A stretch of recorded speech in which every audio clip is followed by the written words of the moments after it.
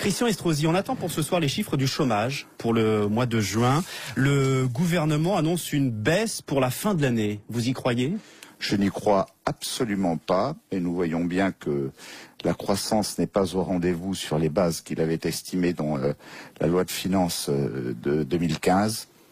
Donc je ne vois pas de quelle manière celui-ci pourrait s'inverser. Il y a quand même une stabilisation qui est prévue par l'INSEE. Il y a des signes de frémissement.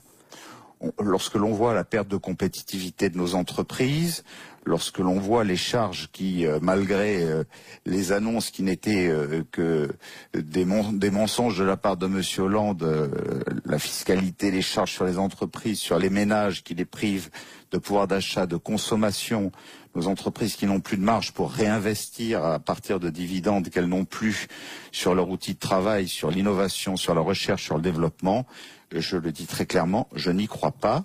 Et nous voyons bien que les charges ne cessent de continuer à s'alourdir dans tous les domaines, que ce soit pour les familles, pour les entreprises.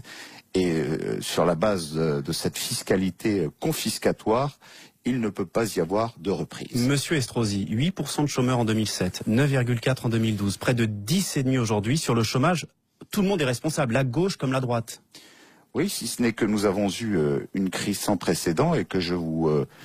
entre 2008 elle continue un peu et aujourd'hui. 2010, non, elle n'est pas du tout de la même nature. Elle était mondiale, tous les pays ont été frappés. Aujourd'hui, tous les pays trouvent le chemin de la croissance et de la relance, et notamment la plupart de nos partenaires européens, en Allemagne, en Espagne, qui pourtant était un pays à plat, presque dans la situation de la Grèce il y a encore peu de temps de cela.